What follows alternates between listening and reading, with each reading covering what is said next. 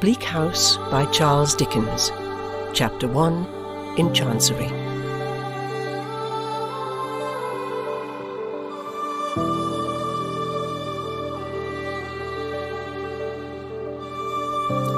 London. Michaelmas term lately over, and the Lord Chancellor sitting in Lincoln's Inn Hall. Implacable November weather. As much mud in the streets as if the waters had but newly retired from the face of the earth, and it would not be wonderful to meet a megalosaurus 40 feet long or so, waddling like an elephantine lizard up Holborn Hill. Smoke lowering down from chimney-pots, making a soft black drizzle, with flakes of soot in it as big as full-grown snowflakes. Gone into mourning, one might imagine, for the death of the sun. Dogs, undistinguishable in mire, horses, scarcely better, splashed to their very blinkers, foot-passengers jostling one another's umbrellas in a general infection of ill-temper, and losing their foothold at street corners where tens of thousands of other foot-passengers have been slipping and sliding since the day broke, if this day ever broke, adding new deposits to the crust upon crust of mud, sticking at those points tenaciously to the pavement and accumulating at compound interest. Fog everywhere.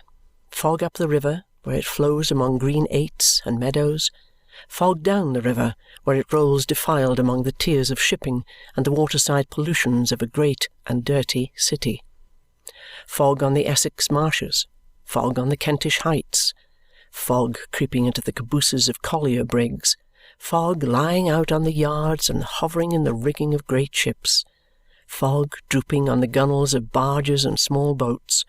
Fog in the eyes and throats of ancient Greenwich pensioners, wheezing by the firesides of their wards. Fog in the stem and bowl of the afternoon pipe of the wrathful skipper down in his close cabin. Fog cruelly pinching the toes and fingers of his shivering little prentice boy on deck.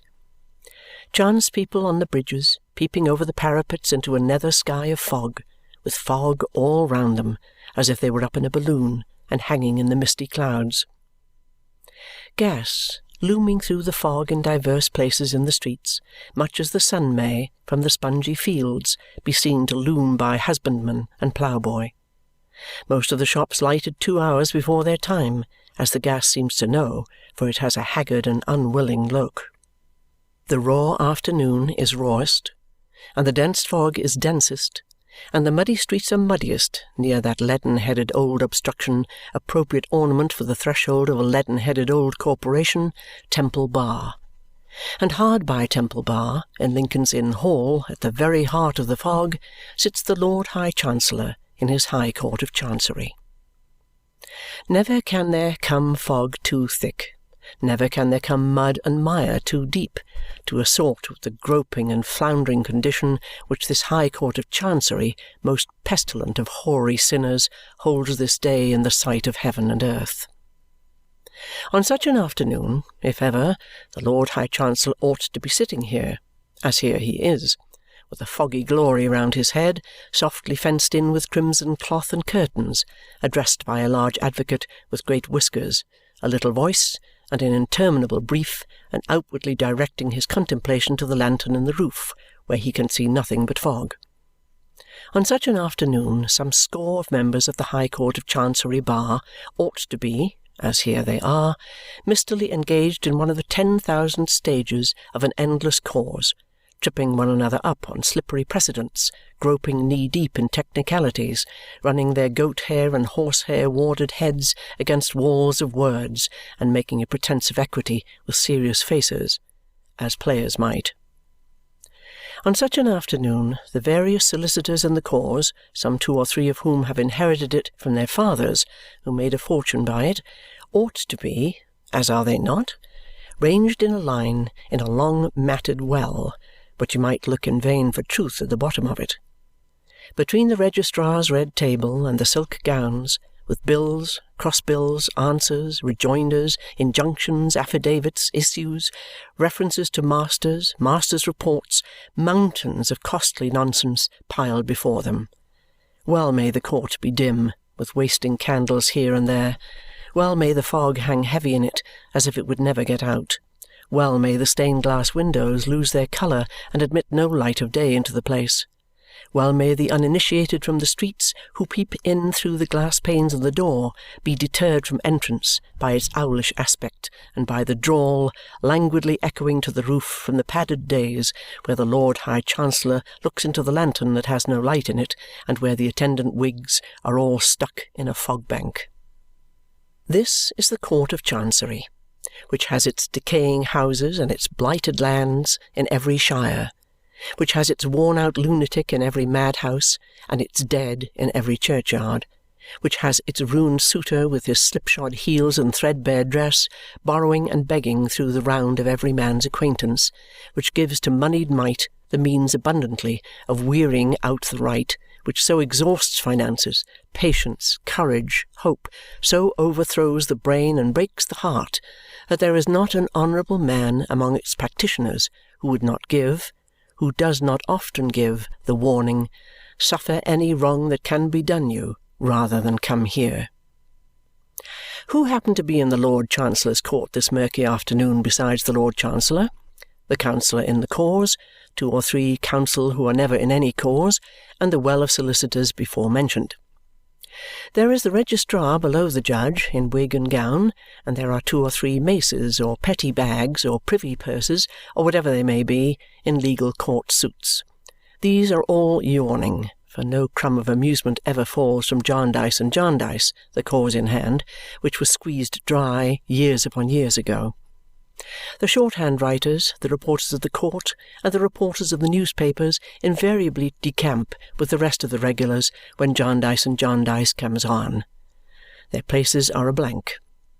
Standing on a seat at the side of the hall, the better to peer into the curtained sanctuary, is a little mad old woman in a squeezed bonnet, who was always in court, from its sitting to its rising, and always expecting some incomprehensible judgment to be given in her favour. Some say she really is, or was, a party to a suit, but no one knows for certain because no one cares. She carries some small litter in a reticule, which she calls her documents, principally consisting of paper matches and dry lavender. A sallow prisoner has come up in custody for the half-dozenth time to make a personal application to purge himself of his contempt, which, being a solitary surviving executor who has fallen into a state of conglomeration about accounts of which it is not pretended that he had ever any knowledge, he is not at all likely ever to do. In the meantime his prospects in life are ended. Another ruined suitor who periodically appears from Shropshire and breaks out into efforts to address the Chancellor at the close of the day's business, and who can by no means be made to understand that the Chancellor is legally ignorant of his existence after making it desolate for a quarter of a century, plants himself in a good place and keeps an eye on the judge, ready to call out, "My Lord," in a voice of sonorous complaint on the instant of his rising. A few lawyers' clerks and others who know this suitor by sight linger on the chance of his furnishing some fun and enlivening the dismal weather a little. Jarndyce and Jarndyce drones on. This scarecrow of a suit has, in course of time, become so complicated that no man alive knows what it means. The parties to it understand it least, but it has been observed that no 2 Chancery lawyers can talk about it for 5 minutes without coming to a total disagreement as to all the premises. Innumerable children have been born into the cause, innumerable young people have married into it, innumerable old people have died out of it. Scores of persons have deliriously found themselves made parties in Jarndyce and Jarndyce without knowing how or why. Whole families have inherited legendary hatreds with the suit. The little plaintiff or defendant who was promised a new rocking horse when Jarndyce and Jarndyce should be settled has grown up, possessed himself of a real horse, and trotted away into the other world. Fair wards of court have faded into mothers and grandmothers. A long procession of chancellors has come in and gone out. The legion of bills in the suit have been transformed into mere bills of mortality. There are not 3 Jarndyces left upon the earth, perhaps, since old Tom Jarndyce, in despair, blew his brains out at a coffee-house in Chancery Lane. But Jarndyce and Jarndyce still drags its dreary length before the court, perennially hopeless. Jarndyce and Jarndyce has passed into a joke. That is the only good that has ever come of it. It has been death to many, but it is a joke in the profession. Every master in Chancery has had a reference out of it. Every Chancellor was in it for somebody or other when he was counsel at the bar. Good things have been said about it by blue-nosed, bulbous-shoed old benchers in select port-wine committee after dinner in hall. Article clerks have been in the habit of fleshing their legal wit upon it. The last Lord Chancellor handled it neatly, when, correcting Mr. Blowers, the eminent silk gown, who said that such a thing might happen when the sky rained potatoes, he observed, "Or when we get through Jarndyce and Jarndyce, Mr. Blowers," a pleasantry that particularly tickled the maces, bags, and purses. How many people out of the suit Jarndyce and Jarndyce has stretched forth its unwholesome hand to spoil and corrupt would be a very wide question. From the master upon whose impaling files reams of dusty warrants in Jarndyce and Jarndyce have grimly writhed into many shapes, down to the copying clerk in the Six Clerks' Office who has copied his tens of thousands of Chancery folio pages under that eternal heading, no man's nature has been made better by it.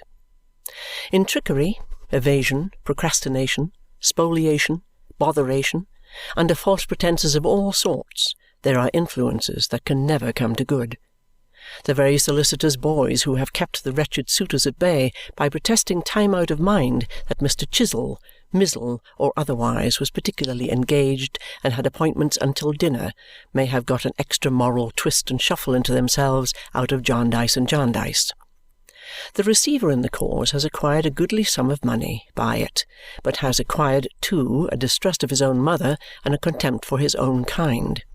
Chisel, Mizzle, and otherwise have lapsed into a habit of vaguely promising themselves that they will look into that outstanding little matter and see what can be done for Drizzle, who is not well used, when Jarndyce and Jarndyce shall be got out of the office. Shirking and sharking in all their many varieties have been sown broadcast by the ill-fated cause, and even those who have contemplated its history from the outermost circle of such evil have been insensibly tempted into a loose way of letting bad things alone to take their own bad course, and a loose belief that if the world go wrong, it was in some off-hand manner never meant to go right. Thus, in the midst of the mud and at the heart of the fog, sits the Lord High Chancellor in his High Court of Chancery. "Mr. Tangle," says the Lord High Chancellor, latterly something restless under the eloquence of that learned gentleman. "My lord," says Mr. Tangle. Mr. Tangle knows more of Jarndyce and Jarndyce than anybody. He is famous for it, supposed never to have read anything else since he left school. "Have you nearly concluded your argument?" "My lord, no. Variety of points. Feel it my duty to submit, lordship," is the reply that slides out of Mr. Tangle. "Several members of the bar are still to be heard, I believe," says the Chancellor with a slight smile. 18 of Mr. Tangle's learned friends, each armed with a little summary of 1800 sheets, bob up like 18 hammers in a pianoforte, make 18 bows, and drop into their 18 places of obscurity. "We will proceed with the hearing on Wednesday fortnight," says the Chancellor, for the question at issue is only a question of costs, a mere bud on the forest tree of the parent suit, and really will come to a settlement one of these days. The Chancellor rises, the bar rises, the prisoner is brought forward in a hurry, the man from Shropshire cries, "My lord!" Maces, bags, and purses indignantly proclaim silence and frown at the man from Shropshire. "In reference," proceeds the Chancellor, still on Jarndyce and Jarndyce, "to the young girl—" "Beg lordship's pardon, boy," says Mr. Tangle prematurely. "In reference," proceeds the Chancellor with extra distinctness, "to the young girl and boy, the two young people," Mr. Tangle crushed, "whom I directed to be in attendance to-day and who are now in my private room, I will see them and satisfy myself as to the expediency of making the order for their residing with their uncle." Mr. Tangle on his legs again. "Beg lordship's pardon. Dead." "With Chancellor looking through his double eyeglass at the papers on his desk. "Grandfather. Beg lordship's pardon. Victim of rash action. Brains." Suddenly a very little counsel, with a terrific bass voice, arises, fully inflated, in the back settlements of the fog, and says, "Will your lordship allow me? I appear for him. He is a cousin several times removed. I am not at the moment prepared to inform the court in what exact remove he is a cousin, but he is a cousin." Leaving this address, delivered like a sepulchral message, ringing in the rafters of the roof, the very little counsel drops, and the fog knows him no more. Everybody looks for him. Nobody can see him. "I will speak with both the young people," says the Chancellor anew, "and satisfy myself on the subject of their residing with their cousin. I will mention the matter to-morrow morning when I take my seat." The Chancellor is about to bow to the bar when the prisoner is presented. Nothing can possibly come of the prisoner's conglomeration but his being sent back to prison, which is soon done. The man from Shropshire ventures another remonstrative "My lord," but the Chancellor, being aware of him, has dexterously vanished. Everybody else quickly vanishes too. A battery of blue bags is loaded with heavy charges of papers and carried off by clerks. The little mad old woman marches off with her documents. The empty court is locked up. If all the injustice it has committed and all the misery it has caused could only be locked up with it, and the whole burnt away in a great funeral pyre, why, so much the better for other parties than the parties in Jarndyce and Jarndyce. End of chapter 1.